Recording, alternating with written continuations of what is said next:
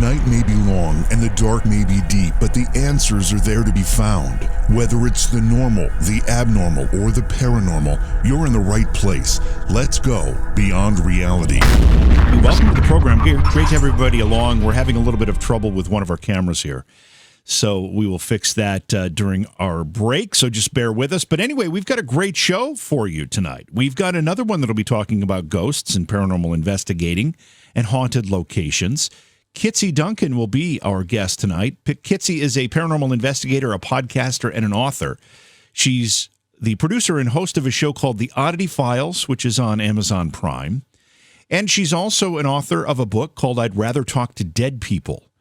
And she has a podcast of the same name, The Oddity Files. So we'll have a great conversation with her. Really looking forward to that. I do want to take a second and thank our good friend Jim Heflin, who became a Patreon supporter recently, and I didn't get a chance to thank him. Thank you, Jim, for doing that. By the way, what happens with Patreon, it gives people an opportunity to support the program. We have very little in the way, in many cases, no advertising whatsoever to support the program. So it's all done through things like Patreon or the Super Chats, or, there are other ways that people can support the show. So we appreciate everyone who does that.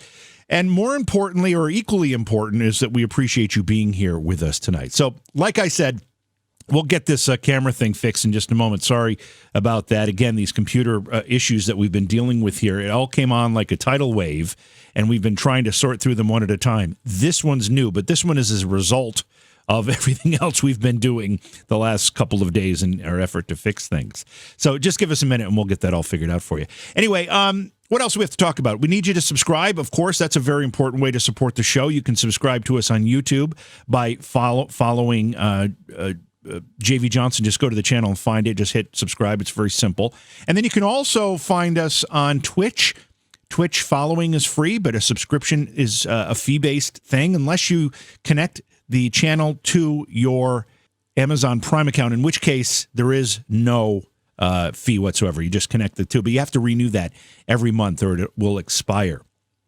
So again, Twitch or YouTube or both, because we do different things in there. And most people know that on the weekend we do some special programming on the Twitch channel that we don't do on the YouTube channel. Kind of keep those things separate.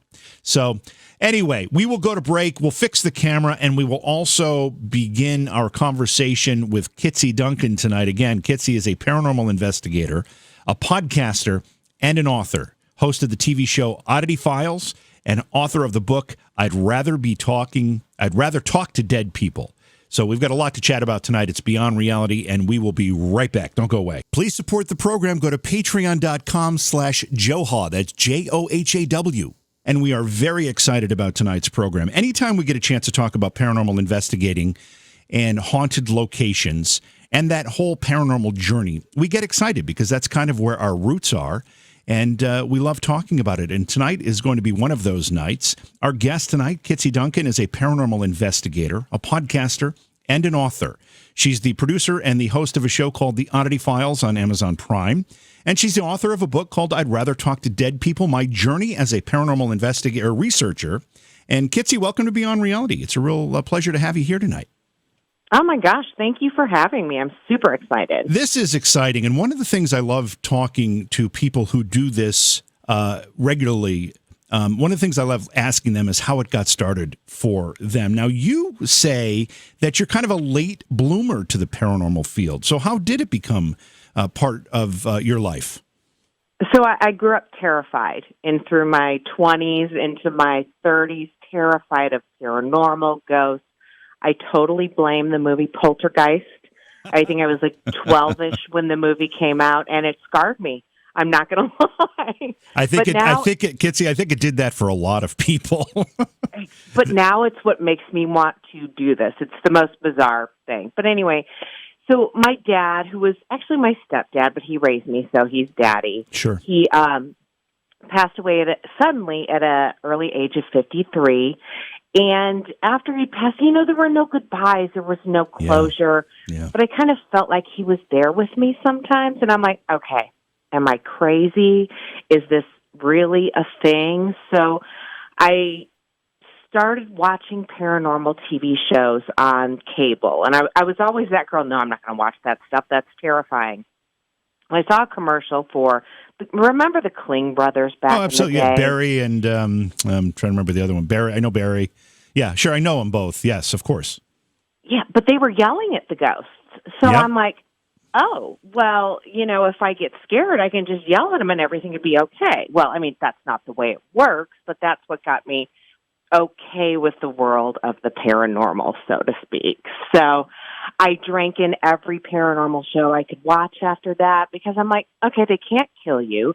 There's not a lot of maiming or injuries going on. There's a lot of light flashing, and that's about it. So I looked into all that, researched it on the internet, and then I had some friends that had a paranormal team, and they invited me along, and I was like, well, sure. And I walked into this notoriously haunted location. Unfortunately, it's no longer standing, but I walked in and I felt home. Does that make sense? You walked into a haunted location and you felt like you were at home? Is that what you just said? Yes. Yes. Okay. I felt very calm, very at home.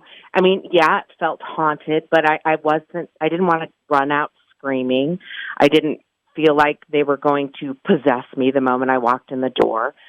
So I stayed that night. Before we went, I got one of those cool cameras that can film in the dark. Mm-hmm. And as the night went on, it was great until one of the investigators yelled up the stairs, "Come at me, bro." And that's when I realized that team wasn't for me. Yeah, that provoking stuff is it's a controversial way to do this kind of investigating. But I want to go back to a couple things you said. First of all, I really like the fact that you pointed out that nobody has been, at least that we're aware of. Now, we have to put a bit of a grain of salt into this statement. Allegedly. Nobody's died from this. Ghosts don't necessarily attack and, as you said, maim people. Most injuries as a result of this come from people stumbling in the dark somewhere, tripping over something, right? So I'm glad you said that, because I often, when people say, well, why aren't you afraid of these things? And that's one of the things that I cite. It's, name someone, last time you saw a headline, ghost kills a person in their apartment. I mean, it just doesn't happen that way. No, not at all. And they don't suck you into the TV like they did Carol Ann. Right. So there you go. Right. So, but going back to your upbringing, you said, you always had a fear of this stuff. And from what I can tell about, some of the research I did about your work, you're a horror movie fan as well, right? Yes. As long as it's like suspenseful and not too gory. Yeah. Yeah, I'm the same way. I don't like the gore stuff. I like the psychological horror, the more, less is more kind of approach to horror films. Exactly. Yeah. I was a huge fan of the Paranormal Activity series. I know a lot of people didn't, but I like the jump scare. Oh, I like that. And I really, really like the Blair Witch Project, which a lot of people didn't. But I think that was a really innovative film, and I thought it was really terrific. But you didn't have any paranormal experiences growing up, is that right? So I did, actually, but I kind of blocked it out and blamed it on my overactive imagination. I grew up in the house in the neighborhood where the kids walked by and said, "Oh, that's the haunted house." Mm-hmm. I had an experience after a Ouija board session. It wasn't demonic. It wasn't anything terrifying. It just talked in my ear and scared me to death. And that's when I'm like, absolutely no paranormal stuff till I was in my 30s. So that was after an Ouija board session. Correct. But I opened the door. Yeah. So they just figured I wanted to talk, apparently. Have you fooled with the Ouija board since? Absolutely. You have. You're one. See, people fall into two different camps here. It's either they have no problem with it and they'll use it, or they will not. They won't even touch it with a 10-foot pole, and they'd rather burn it in the backyard. Exactly. And that's how I was after my first Ouija board session, not going to lie. But I don't see it as any other kind of different paranormal equipment than using a K2 meter or the dowsing rods or anything like that. Would you say that before you had that epiphany after the loss of your stepfather, and you decided you wanted to get some answers, at that point, would you say that you were a believer, a skeptic, didn't fall on either one of those sides? Where were you with an opinion on this whole topic? Oh, I was a believer, and that's why I was terrified. You were because I didn't know anything about it. Yeah, you were convinced at that point that there was something going on. Right. Oh, absolutely. Yeah, you get the heat. Sometimes, you're walking up your stairs in the middle of the night, you just get those heebie-jeebies and run up the stairs a little faster. Yeah, I think we've all experienced that.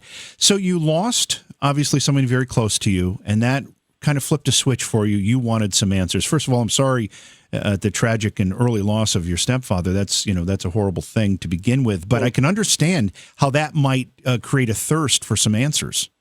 Yes, I wanted to know he was okay, and that there was something other than sitting in a box. Do you mind if I ask if you've gotten, apart from your just general paranormal investigating, as it relates specifically to the loss of your stepfather, have you been able to communicate with him in any way? Have you gotten anything from him that has offered some kind of solace to you? I have not personally, but I know one of the best spirit mediums out there. Her name is Tiffany Rice, and one night we were hanging out, and she's like, "Let's do a reading," and I'm like, "Okay," and yes, he's very happy I'm on this path, and he's proud of me, and he wants me to keep going with it. So yes, I did get some closure through this. Yeah, that must be comforting for you. I mean, it has to be. Yeah. But it didn't in any way lessen your curiosity about the paranormal. Oh gosh, no, not at all. It made it more of a curiosity, if anything else. Why do you think you're fascinated by it, as so many people are? I think you have to think outside of the box to even want to take this path, and that's my thing. I don't want to be, the average woman sipping a latte in a scarf with some Ugg boots on. I am different, and this helps me express myself. But honestly, the more I do it, it's more about telling these stories that these spirits have to tell me. It's a thirst to find the next story and the next spirit who's willing to share with me or connect with me. We're going to have to get into some details, of course we will, about how these stories come through to you through these investigations. But before we get into that, why do you think so many people have I guess what I would consider to be an innate fear of paranormal encounters with ghost spirits or anything like that? Why does that fear exist in us, do you think? I think it's just because it's the unknown. It's movies, it's TV shows. It's meant to be scary. We're taught growing up that it's scary. Well, most people are. Not everybody is. Right. But I think it's just the fear of the unknown. And I think that's another thing that draws me to it is the unknown, and I want to know. I noted one of the things that you said along this path that you have learned to talk to the dead. When you say you've learned to talk to the dead, is that in a paranormal investigative sense, or are you talking about as like a medium would talk to the dead? A little bit of both. I come to find out I've got some abilities, my superpowers, wow. if you will. Mm-hmm. Mm-hmm. When did you discover that? So I was on an investigation in a abandoned school that they had cleaned up and opened up for investigations. And I was walking through a hallway on a tour with another spirit medium. And all of a sudden I walked down this hallway and just fell to my knees, was super dizzy all of a sudden, and couldn't breathe. And I'm like, oh my God, I'm dying in this abandoned school. So she calmed me down a little bit, and she's like, are you an empath? And I'm like, what is an empath? And she told me, and she's like, well, I think you might be one because you just walked through a portal, and it doesn't affect everybody like that. And I'm like, oh, okay. So that's been a part of this whole journey as well. How long ago did that happen? Pretty early on. I'd say about a year and a half into this whole thing. And you've been doing all of this for, 12 years, did I see? Yeah. Something along those lines? Yeah, okay.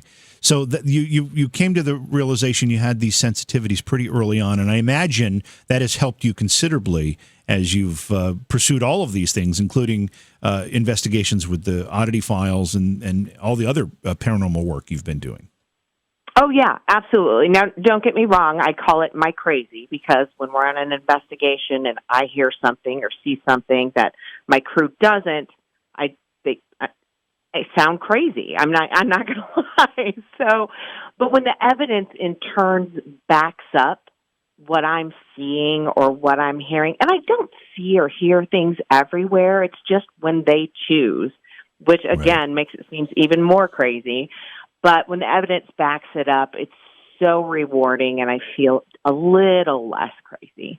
Did you, when you started investigating, you gave us an anecdote early in the conversation here. You talked about investigating with a group that began provoking. Was that your first investigation? And whether it was or not, how did you decide at the point you did decide to begin investigating? It was actually my very first investigation. And one, he just looked like an idiot. I'm not going to be perfectly honest with you. And, the more I've learned and the more investigations I do, if somebody walked into my house and yelled up my stairs, "Come at me, bro," Yeah. I'd be ticked off too. And you see these investigators that allegedly get scratched and pushed and things like that. I'm sure it's a ghost that's mad you're in their place of work or where they lived or things like that, and you're yelling at them. You don't see the nice, peaceful, hippie chicks like myself getting pushed downstairs or scratched or things like that. So I learned over time to treat these spirits like I would somebody I meet in real life that has a human form, that's alive on this earth. You wouldn't walk into somebody's house that's alive and start yelling at them. It's just not the way it should be done. That's my theory as well. Yeah, no, I think that makes a lot of sense, and I would agree with you there. But how did you decide to start investigating? It's one thing to be curious about it. It's another thing to go into a dark, in many cases, abandoned building, and with a flashlight and some type of video camera and start to try to collect evidence. So when I went off on my own, first and foremost, it's the adrenaline rush of it all. When something goes down or when you get that piece of evidence, even if the group you're with isn't your kind of people, it's exhilarating. Sure. So I went ahead and went on an investigation on my own as lead investigator. Not long after that school, I brought a friend and my husband. It was Ferry Plantation out in Virginia Beach, Virginia. Okay. Fortunately, our day job pays for travel. Well, when we had it, the pandemic kind of put the kibosh on that. But anyway, I saw a head-to-toe spirit on my very first solo investigation, Oh, wow. and I was hooked after that. So I'm like, I need more. I need more. There are people that go many, many years without getting that kind of results, a full-bodied apparition. Why do you think that you were able to find that the first time out? Do you think it had anything to do with your sensitivities? It could have. I've never really thought about that question before. It could be, my superpower, my crazy, whatever you want to call it. It could be maybe the ghosts were trying to encourage me.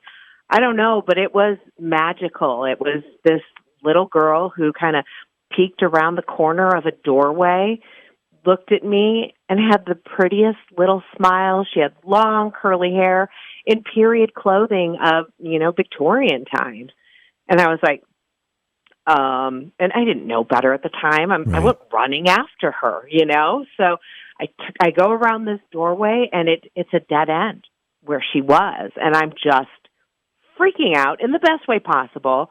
Of course, I had my camera pointing at the ground when I saw her, and our joke to this day from my husband is if you didn't get it on video, it didn't happen, but I know it happened. And I talked to the ladies who were running the museum, and they pulled out this scrapbook of all these drawings of what other people had seen when they investigated that location, and it was the exact same little girl. So that's when I knew I wasn't that crazy. That is the curse of many paranormal investigators. And for some reason, it seems to happen to us all. The camera is always pointed in the wrong direction at the wrong time. If only we had if only we could all have a 360-degree camera that is filming everything at all times. It's really ironic how that happens. And I often wonder, is it actually intentional by the spirit that they're avoiding? You know, they recognize that that's happening. What do you think?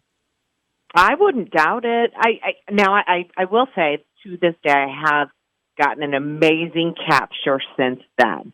But that night I had one camera. Now I have 5 plus 5 GoPros. You know, I mean, I pretty much try to record absolutely every moment I can on an investigation. So, and, you know, I was a newbie at that point as well. So, you know, I'm walking out of a room, I'm going to point the camera down. I had the camera on, so you heard my reaction. Mm-hmm. But, you know, unfortunately, I tried. I'm like, well, maybe as you're bringing it down and going frame by frame, and no, it just wasn't there. So one of the questions that we're all trying to get answers to, but as someone who does this regularly, you might have an opinion on this, but what do you think ghosts or spirits actually are? Any conclusions or maybe just opinions on that?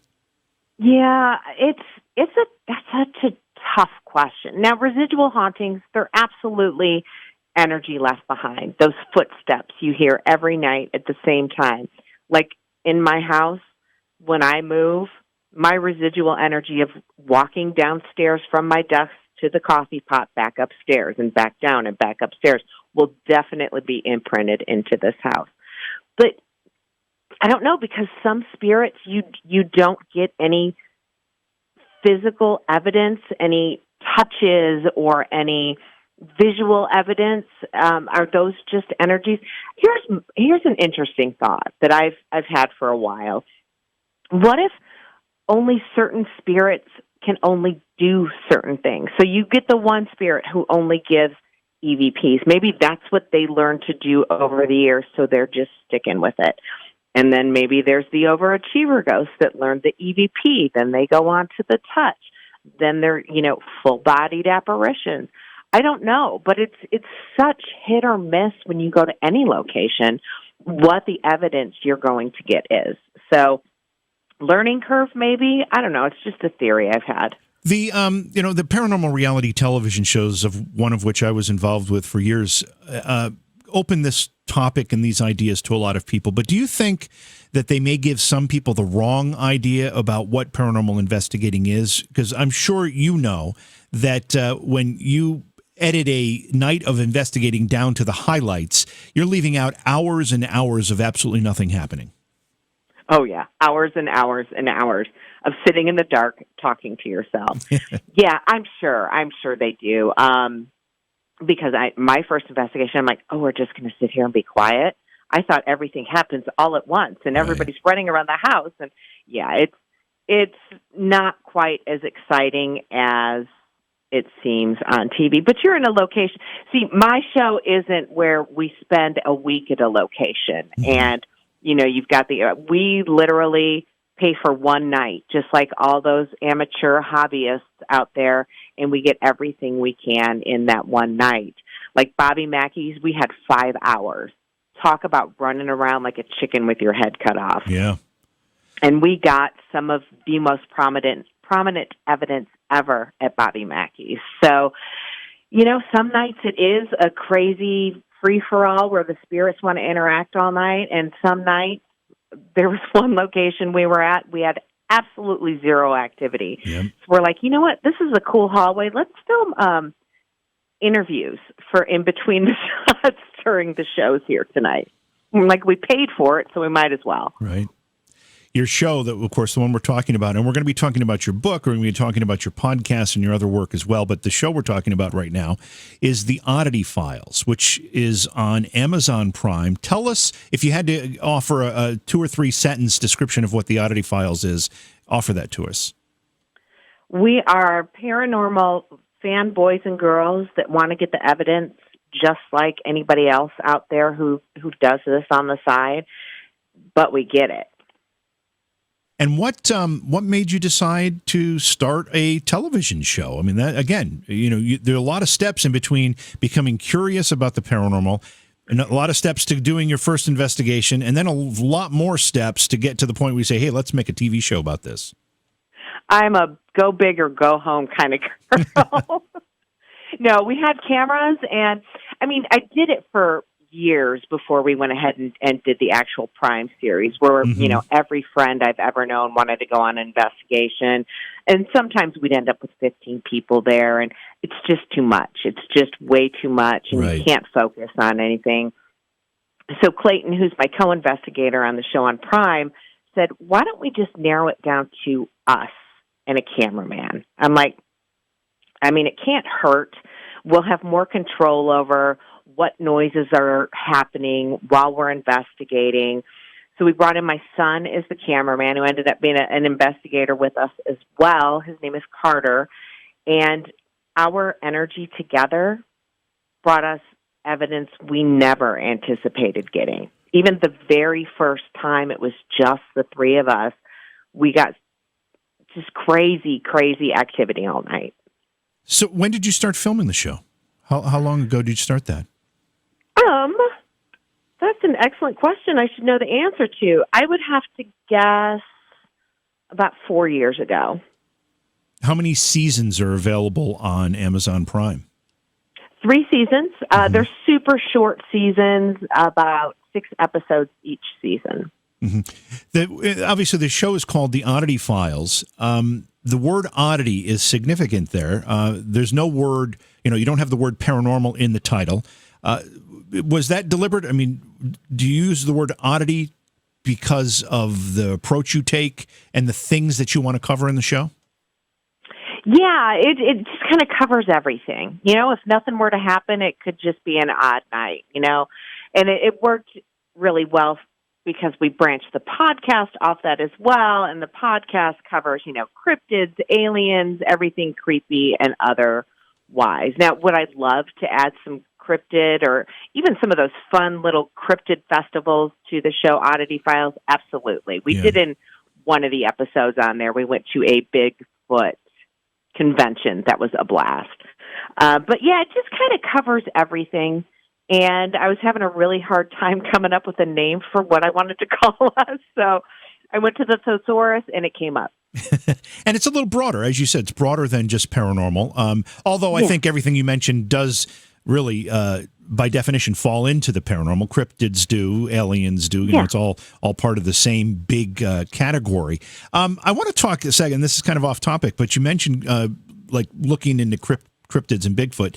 I find it's a lot more difficult to create entertainment on a Bigfoot hunt, maybe, than it is on a ghost hunt in a confined building. When you're out in the woods, it's a lot harder to catch things. Even just the your crew and your team doing their work, it's just a lot more difficult.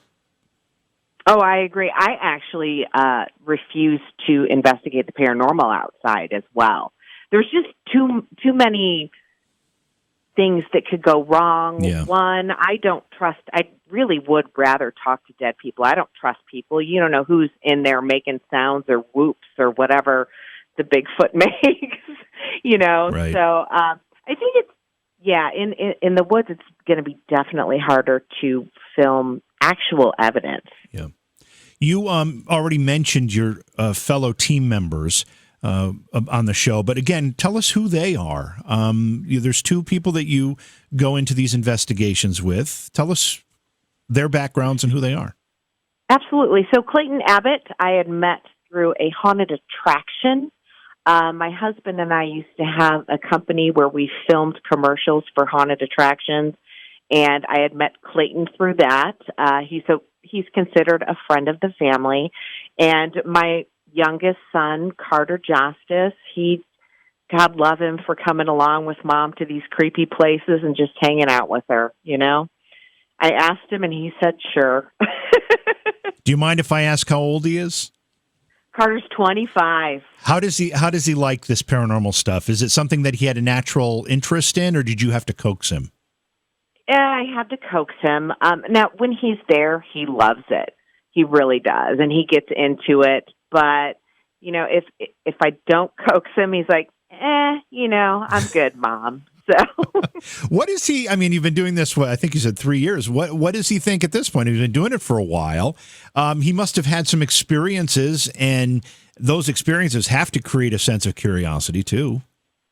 Oh, absolutely. He's had some scary experiences where one point he thought he was possessed. Oh, wow. I personally think it was the Burger King he ate before that investigation and some heat stroke, but it scared him. And the funny thing through all this is he's got a little crazy in him, too, where he gets affected by the spirits and things like that. And I think over the years, the more often that happened, the more he was turned off by it, if that makes any sense. The more often that he experienced it, the more often he's experienced it, the less he wanted to experience it? Correct. Oh, correct. Because he's like, Mom, I feel like I'm going to pass out. I'm like, honey, it's the crazy. It's fine. Just take a deep breath. You just got my crazy. And he's like, I don't want your crazy. Is each episode of the Oddity Files, does it focus on one location, or do you have multiple locations in the episodes? I watched one before doing the program tonight, and it was one location. Yes, everything is one location. I think there were 2 locations. We broke into 2 episodes. But yes, one location, one night is kind of our gig. And how do you select the sites that you're going to investigate for the program? Things that are close to me so I can drive home that night because there is no budget for Oddity Files. I am the producer, the editor, the sound guy, all the things. But before the pandemic happened, all 3 of us worked for mine and my husband's photo op company, where we would do photo ops at Comic-Cons with the celebrities and their fans. Oh, yeah. Which had us all 3 traveling to all these awesome locations together. So we're like, we'll just stay an extra day and do an investigation. So, if we were going to be somewhere, I Google and find out what was available in that area, which afforded us to investigate in Australia, which was absolutely amazing. Oh, wow. Or places within a quick drive from Bloomington, Indiana. I have to tell you, I actually run a horror convention of my own. It's called Scaricon. And so when you talk about these photo ops and all this stuff, I run one of those businesses, so I'm very familiar with it. And it's a real passion for me as well. They're such a great time. Oh, yeah. I love them so much. I miss them so much. So when you select a site for an investigation, a lot of it seems to be, when you were traveling to a location, you probably did a little research, looked up, top 10 haunted places and whatever the place is. Was there any specific criteria that you looked for that made you say, this will be a good subject for one of our episodes? If it touts demon activity, I want to go to prove there's no demons there. Mm-hmm. I like that, and I actually have a question. I'm not gonna ask it now, but about that specific type of activity. But I'm really happy to hear you say that too, because it seems, particularly with a lot of the television shows that are trying to get ratings, all of a sudden the proliferation of demonic activity is exploded, and I find that a little funny. Right, I agree with you 1,000,000% there. So. You select a location, you set it up however you have to logistically, but give us a sense of the style of your investigation. When you go to a new location that has reports of paranormal activity, how do you A, research it, B, set up your investigation, and then what do you do once you're inside? We are kind of a fly by your seat of your pants kind of group. So I do minimal research on it before we go out. We get the tour. Well, Carter and I would take the tour. Clayton wanted to know nothing about the place before he would go in. But I wanted to go in. I wanted to know hot spots. I wanted to know previous activity just so I'd know where to focus investigations. Because, you don't want to end up in the janitor's closet if there's, been zero activity reported there. And then we just take out all the equipment, and it's a mad dash all night to, okay, we're going to start here. We're going to bring the spirit box and the odd box. We're going to bring the dowsing rods up there and a flashlight and go. So we bring up all the cameras, we set up all the GoPros, and we just walk in and we tell the spirits we're there out of love, light, peace, and positivity. We're not there to hurt them, harm them, or take them away. We just want to hear their story so we can tell the world their story. And it works. Yeah, and I know we've kind of giggled a little bit about this process or this provoking approach to paranormal investigations, but do you see any value in that at all? I don't. I really don't. I will pull out the mommy voice. Like if I'm in a location that's known for people provoking there and supposed to, like we were at one place that allegedly an investigator was thrown across the room. And I'll tell them, I'll say, look, if you give me attitude, I'm going to give you attitude back. And I rarely do. Like this specific spirit was known for calling females swear words that you probably don't want to hear. Mm-hmm. And I'm like, look, dude, and I will talk to the spirits like that. I'm like, what is your problem with women? And I flat out asked him, I said, what, did your wife cheat on you? And he came back across the spirit box in my odd box and said, yeah, she did. And I said, well, tell me her name. And he said, Penny. And the rest of it was just easy peasy. I talk to them like they're people. The idea that talking to someone on the other side, a spirit, a ghost, whatever you want to call it, as though they're a person, do you find that that is a disarming tactic for them? I mean, does it make them less? And it's hard to say because we don't really know for sure. But do you think that makes them less standoffish? I do. I mean, it's really, really worked well for me. It might be my gift. It might be the fact that I talk to them like a human being. I don't know, but I've had full-on conversations with spirits. That it helps. Have you ever? More people should try it. Have you ever had one of those experiences that you mentioned? You know, and these often seem to be badges of honor for investigators. I'm not sure why, but where you've been scratched or you've had, welts. I mean, I've seen all sorts of things from people that have investigated. I'm not always convinced they're paranormal in nature, but have you ever had anything like that happen? I have never had that happen. Because you're too nice to them. Is that why? You know what? I don't know that it's paranormal either. Yeah. I'm on that side. Yeah, that's right. That's right. If I don't see somebody standing there with their arms sticking out to their sides the entire night and then they have a scratch, right? Maybe then I'll believe it. And I'm a complete skeptic who believes. I think that's healthy. One of our we've had a bunch of questions flowing through our chat room here, and I try to grab them as they fit our flow of our conversation here. But one of the questions was, what would you say was your creepiest experience on any of your investigations, whether it was for the program or otherwise? So early on, when it was, me being lead investigator, we decided to go to a jail in Crown Point, Indiana.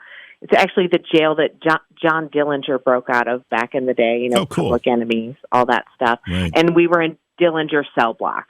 He's not said to haunt that because, he didn't die there or anything. But there's an old mobster that's supposed to haunt that area. He was Al Capone's hitman. His name was James Furr Sampson. And again, this was early on. I was still unsure whether they could hurt me or not. And this one scared me. And he kept, via a K2 question answer session, he was trying to separate me from my group. Not to the other side of the jail or anything like that, but they were in the day room, and then there were bars separating the day room from the hallway. And he just wanted me out in the hallway, and I refused to do it. I was whiny and going, I don't know. And my crew's looking at me like, what are you so scared of? I'm like, I don't know. I just don't want to do it. I finally go out, and I'm in the hallway counting to 10 out loud because I'm that scared. Mm-hmm. And then I hear him whisper in my ear. And I'm like, okay, I'm done. And I walk back in. And again, via the K2 and a little Ovilus action. Ovilus, I'm still a little, I'm not sure if that's really a thing, right. Camp on that one. Mm-hmm. But come to find out through the K2 meter and Ovilus session that I reminded him of someone when he was alive. and I was terrified for no reason, and he just really enjoyed me being there because I reminded him of someone named Harriet. Oh. And could you discern what he whispered to you when you were in the hall? Off the top of my head right now, I can't remember. I'm Alzheimer's years old. These 50s are killing me, man. I'm just saying. I mean, that's quite an experience to have, and I can understand why that would be a little unsettling until you were able to resolve it. Right. But yeah, what about orbs and light anomalies? First of all, what are your thoughts on orbs? I have very strong opinions on them, but I want to hear yours. And what are have you had any instances where you've had any light anomalies that you really were impressed by? Yes. Orbs. Always dust to me. Always dust. Or insects. Especially or insects, absolutely. But, the average person who's posting in a Facebook group of their cell phone pictures with the camera on, I'm like, girl, dust your house. Light anomalies, I'm not sure. I've seen some stuff that makes me go, huh. I've never seen like a full-on mist on camera or on any photos I've ever taken, but I've seen oddly shaped light anomalies float and pulsate light. And I'm not sure what those are. Yeah. I mean, one of the things that I'll say when people ask me about orbs, just as you answered, almost always. I mean, I would say always, but I'll put a little caveat in there. Almost always dust or insects. But if you can show me an orb that's emitting its own light, I'll reconsider that statement in that position. Because if it's we're on the same page. Yeah, if it's generating its own light or something like that, then it obviously is something different. I asked you about your creepiest experience. What would you say your most prolific investigation was, where you actually had the most activity, caught the most evidence, or maybe you didn't catch it, but at least experienced it? So this is a portion of my book as well, but we went to Fear Factory, which is a haunted attraction in Salt Lake City that on one of those cable shows was known for demon infestation in one of the silos. That place was a concrete plant that closed down for a while. Homeless people lived in there before the haunted attraction people came in and turned it into the Halloween attraction. People were known to die on the train tracks right outside there as well, to take their own lives. But we're in this is the first time I went and I'm like, okay, I'm going to go in this place that's known for demons because I don't think there's demons haunting all these places. And I was a little nervous, don't get me wrong, because I didn't want to be wrong. But it was the most beautiful spirit box session with a woman named Linda. And I can't imagine any demons named Linda out there anywhere. I don't know. But we had asked them, we're like, so why does everybody think this place is infested with demons? And they in turn told us that they felt like they had to act that way because that's what the people were looking for. Yes. And in the end of it all, we're like, no, you do you. Don't worry about these people. Don't feel like you have to be anything you're not. And Linda came over, same voice, been coming over to the spirit box all night for Linda. And she said, and I get teary-eyed every time I say this, she goes, we are just people. Wow. It was beautiful. Yeah. Just beautiful. But, I mean, when we started the investigation in the silo, the spirit box, a deep male voice goes, here it goes. And I go, here what goes? And he goes, demon, devil, demon. And I'm like, okay, look, I'm not here looking for demons or devils. I want to talk to you. I want to find out who you are. And again, maybe it disarms them. And they're like, oh, okay. And they told me the real story. We're talking tonight with Kitsie Duncan, paranormal investigator, podcaster, and author, producer, and host of the television show on Amazon Prime called The Oddity Files. Also author of a book called I'd Rather Talk to Dead People, My Journey as a Paranormal Researcher. We're going to take a quick break. When we come back, our conversation will continue. Don't go away. It's Beyond Reality. We have a great night of chatting ahead. Looking for our guest's book? Go to Amazon.com/shop/JVJ Taps. So a lot of great stuff coming up. Be sure to subscribe to us everywhere you can. If you're looking for our Patreon page, it's very simple to find. Just go to patreon.com/Johaw. That's the name of our production company, JOHAW, Johaw. So patreon.com/Johaw. And thank you to everybody that supports us through the Patreon page. We appreciate it. Another thing I'll remind you of is that we've got a great following on our podcast. We are downloaded 6,000, I think we're up to, times a day, and we appreciate everybody who listens to the program as a podcast. It's a great way to do it, and if you subscribe on your device, whether it's your smartphone or on your tablet or whatever it happens to be, it's downloaded automatically when it's posted, and then it's there for you to listen at any point. If you can't join us live, that is a great way to catch the program. Again, it's available on all major podcast distribution platforms, so thank you for doing that if you're a subscriber. Again, tonight we're talking with paranormal investigator, podcaster, and author Kitsie Duncan, host and producer of the television show on Amazon Prime, The Oddity Files, also an author. Book is called I'd Rather Talk to Dead People. Kitsie, before we move the discussion onto the book and also the podcast, if people are looking to watch The Oddity Files on Amazon Prime, is there any trick to it? Just go on and search for The Oddity Files? Pretty simple, right? Yep, just search Oddity Files, and it should pop up. There's 3 seasons. I always recommend starting with season 3, just because my editing got a little better then, and my sound got a little better then. Then you'll learn to like us, and then you won't mind any issues we had in season 1. If you had to pick out an episode or two that you were most impressed with, given what you were able to catch on camera or audio or whatever it happens to be, and then the way you were able to edit together into a package, do you have any favorites? Bobby Mackey's, absolutely, and also the Mitchell Opera House. I always forget about that one. It's kind of one of the underrated episodes that we have out there, where the spirits kind of investigated us, because the place had really never been investigated before. And when the spirits are asking you questions, it's always a good night. What do you, what are those both season 3 episodes? Yes. Okay, so season 3. And I noticed in season 2, because that's one of the episodes I watched today was in season 2, there were 6 episodes. Is it 6 for each season? It is, yes. So people could binge watch it, get through it, and they can get all your work in a matter of a few nights if they wanted to. Yeah.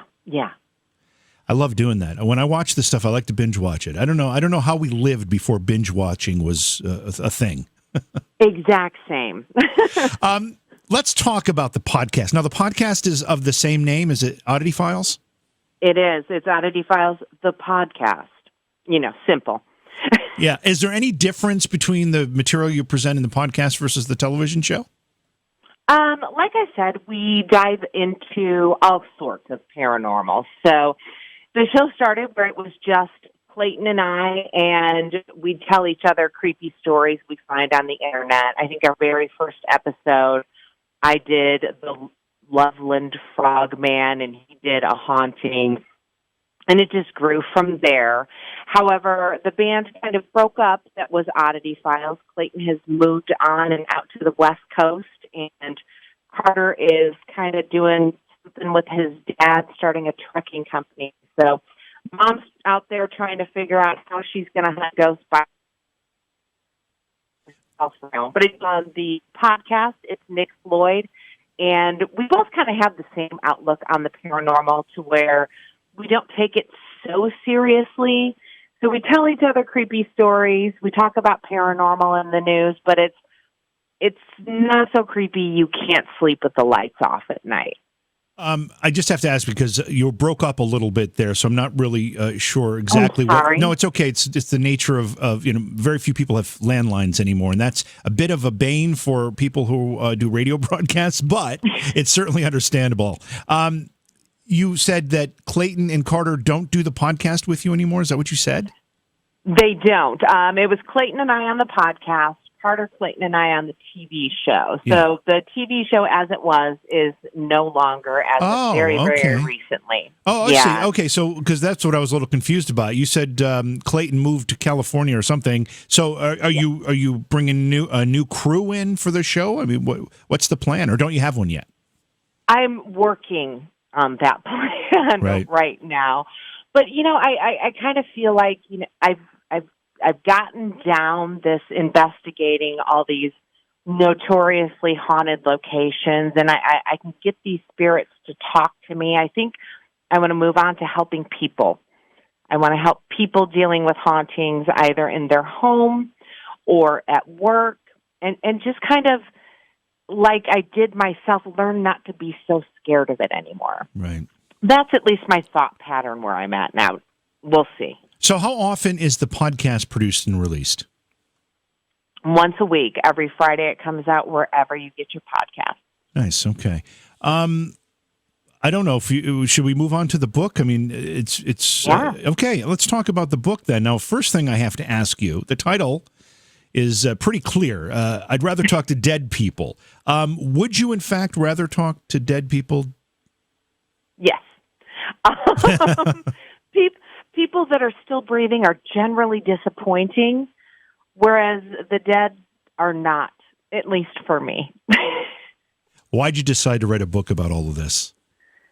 I'd always, when I was in high school back in the 1980-something, I wanted to be Murphy Brown when I grow up. So I like to write. I like to tell stories. I put that dream away for a little bit, but recently a good friend of mine, his name's Dave Schrader. Check him out on the Holzer Files. I know Dave very well. I know Dave very well. What an amazing man. Yeah, he's a great guy. What a great guy. Mm-hmm. He sent me a text. He's like, hey, have you ever thought about writing a book? And I'm like, maybe. Why? He's like, because I got some people. So he hooked me up with Beyond the Fray Publishing. And the rest, as they say, is history and a little quick read, 150-page book where it's super conversational. I'm a little bit ADHD mixed with OCD. But like this conversation I'm having with you, that's how I tell my story. And when you is the book your story, or do you tell other people's stories and their experiences? Oh, it's all me. It's me from beginning to end. So it goes into why I got into the paranormal, a little bit more about the history of the house I grew up in, and a couple other experiences I had in the house, and into deep dive into a couple really prominent investigations for me, which is the Culbertson Mansion, which is season 1, episode 1, and Bobby Mackey's, which is season 3, episode 6. So, and little did I know at the time, it was kind of my farewell to my crew as well, but I covered our journey with a couple sprinklings in there, before Clayton and Carter came along, that just really affected me and got me to this place where I am now, where these feelings I have, where these are just people and they just have stories to tell. When you investigate, what is your preferred toolkit? What pieces of equipment do you like to have, and do you rely on most? The Spirit Box, 1 million. I don't know why it works so well for me, but it does. Whether it's through, I use the Odd Box, which is an amplifier that's got some tweaks you can do to it. Adds a little bit of reverb, so it comes out really creepy when it comes out. But even if I use some of the apps that are out there, and I have listened to those apps just play, so I know what kind of sounds they're going to make. But for some reason, I get the evidence that's not, in these pre-recorded apps, like the Portal Plus app is one of my favorites. And that and the Spirit Box are my go-tos. I love an old-fashioned dowsing rod session. They're just so beautiful and so magical and so visual, which is really good when you're filming a TV show. What do you think about, just traditional video cameras and standard audio recorders? How important are they in your investigations? I almost never get an EVP on a standard audio recorder. Never. Do you do a lot of EVP sessions, or is that something that you just don't? Okay. Yeah, we try it at least once at every location we're at. And I even went out to pawn shops to buy, the really old recorders. And we've gotten a couple things here and there, but nothing discernible. It always sounds like just somebody's breathing heavily into a telephone. I don't know. Like we were talking about earlier, maybe some investigators just have a better chance at getting evidence certain ways than other investigators. I don't know why. It's kind of a thorn in my side why I can never get an EVP on a digital recorder. There are people that are awfully skeptical about the spirit box, given the fact that it uses radio frequencies, scanning them rapidly. And we all know that even if you just, sit in your car or whatever and scan the radio dial, you're going to hear people talking. So What do you say to people who take that opinion? Oh, they need to sit down with me and do a spirit box session with me. They really do.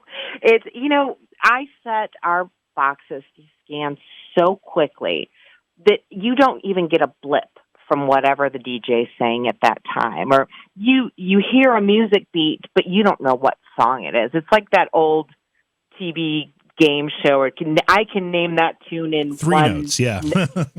Yeah, I mean, it's even faster than that. So when you sit there and listen to that, even if you're in a city where you get all these different radio stations, when one voice comes over and says a complete sentence like, we are just people, there's no way that's a radio station. Yeah. There's absolutely no way. When you do I'm here. When you do I was thinking about that. When you do the spirit box sessions, obviously you're filming when you're creating an episode for this show. But do you always record them? Yes, we do. And then do you go back through them and reanalyze and reassess what you caught? Oh, absolutely. About 50% of the time, we actually understand what they're saying at the time. I wish it was every single time. And over time, I've gotten better at understanding, which really came in handy when my grandson was learning to talk, because I could understand him when nobody else could. I mean, that's a great skill to have, for sure. So I've got to ask more about the Frank's box here, because there are different versions of it and different styles. Is there any one? I mean, you kind of mentioned what you like to use. Is that a specific version of the spirit box, or is that something you created? No, it's the SB7 I buy on Amazon. Okay. Yeah. And I also know you use a K2 meter. I've heard you talk about that. Yeah, I haven't much lately because of cell phones and just right. Wi-Fi. I really feel like it messes with them more than when I first started this. Have you heard of, or did you see any of the Amazon show Hellier? I have not.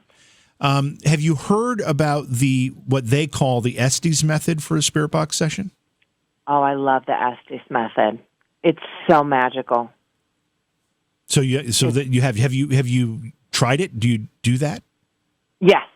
There were, like I said, we're fly by the seat of our pants kind of investigating while we were doing it. There were 2 locations that I know we got maybe 3 great evidence off it. One of them was in Australia, in one of the jail cells. We got to know one of the ex-prisoners there.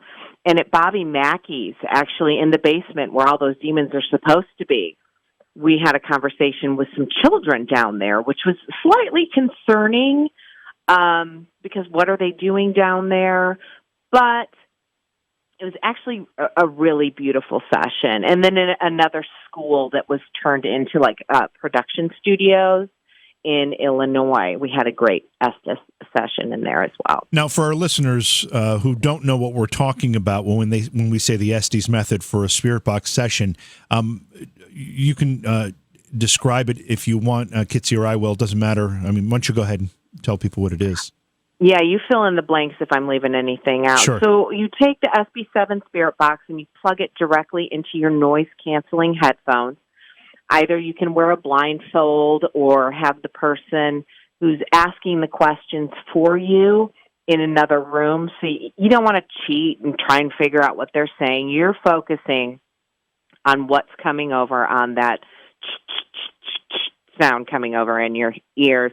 And whatever you hear that sounds discernible, you say it out loud. And in the other room is where your co-investigator is asking questions.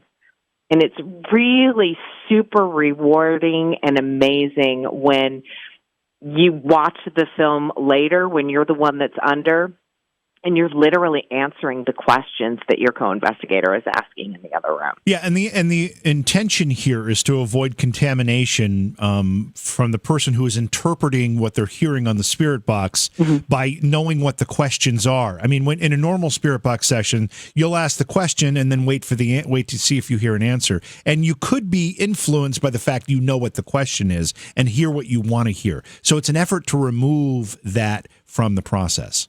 I do want to ask you about demonic and negative entities. I think you take a really healthy, skeptical approach to that. 99.9% of this is not that. But do you think they exist in some cases? You know, I'd have to see it to believe it. I think it goes back to the Warrens. I love them. I appreciate everything they did for this industry, if you will. But I believe that their devout Catholicism led them to believe that anybody that wasn't an angel in heaven was a demon. And I get that, and it makes sense for how they were raised and how they practiced their religion. But I think it just kind of still stems from that, and I think it gets ratings on TV. Yeah, I think that's the big one. Wasn't that long ago there was some special about a live exorcism on television, and this is just stuff. I mean, if it's truly a possession, you shouldn't be messing around with it for entertainment purposes. I just have a real problem with that. We only have a few more minutes with you here, but I want to go over maybe your wish list of places that you haven't been able to investigate yet, but want to. What makes the top of that list? The White House. I want to talk to Abraham Lincoln. That would be so cool, wouldn't it? That would be amazing. Right? That would be really, really amazing. What about a place like Ford's Theater? I mean, that would be kind of cool, too. I don't know, where Abraham Lincoln spends his time now, but I imagine there might be some energy there, too. Oh, yeah, Ford's Theater would be very cool. I'd love to do Alcatraz. I'd love to do the Winchester Mystery House. Yeah. The Tower of London is #goals for me as well. Last night we had a guest on, Cleet Keith, who's written a book recently, just released on Halloween, actually, called Ghosts of Greystone. Have you heard of the Greystone Mansion in Beverly Hills? No, but now I want to go there. Yeah, I hadn't either. And, I had an hour to talk with him last night, and it sounds like a really, really amazing place with an incredible history and a lot of very interesting paranormal activity reported there. So that's a new one on my list. Let's go. All right. So what's next on your plate here? There's some uncertainty with the Oddity files, right? As far as the TV portion, you're working on that. There is. You're working on that. Am. You're now an author. You might even have your sights on another book. I don't know. What do you have going on next for us? Right now, I'm trying to figure out. I actually have a couple friends' houses that are having some issues with spirits. I'm going to go check that out and give this whole helping people, and talking to real live people as well as spirits thing a try. I'd love to write another book, but, I've got to get out there and I've got to have those experiences before I do that. And I honestly, I just can't wait to see what's next. My mother always said when I was growing up, honey, whatever you do, nothing is ever going to surprise me. Well, I'm still trying to surprise her. I have to ask you, speaking of surprises, we haven't mentioned it at all, but you do have some acting credits to your name too, right? Do you still do acting? I do. I'm really bad at it. That's why I don't talk about it very often. I'm actually in a movie coming up playing a psychic medium. So at least, cool. It's not like a stretch for acting for me. So, yeah, I have some indie horror friends in Indiana as well. I'll pop into something they have going on as well. It's just fun. It keeps me busy. It is a lot of fun. Kitsie, thank you so much for being with us tonight. We appreciate your time and loved hearing your perspective on all of this. Best of luck with all your projects. Please make sure you let us know what you have going on because we'd love to have you back sometime. Absolutely. If anybody wants to find all of my stuff, it's flow.page/Kitsie Duncan. Everything's on there. And that's Flow, Flow, flow.page/Kitsie Duncan, right? Yes, sir. All right, awesome. Again, thanks for being here. We'll talk to you again soon. Okay, thanks so much. Beyond Reality Paranormal is hosted by J.V. Johnson and produced by Orion Palmer and Slick Eddie Edwards. Like us on Facebook and subscribe to our YouTube channel. Please consider supporting the program either through your podcast platform, click on the link in the description, or on Patreon at Joha Productions. If you'd like to be a guest on Beyond Reality Paranormal or you have a recommendation for a guest, contact our producer, Slick Eddie Edwards. Eddie is spelled with a Y at slickeddieedwards@gmail.com.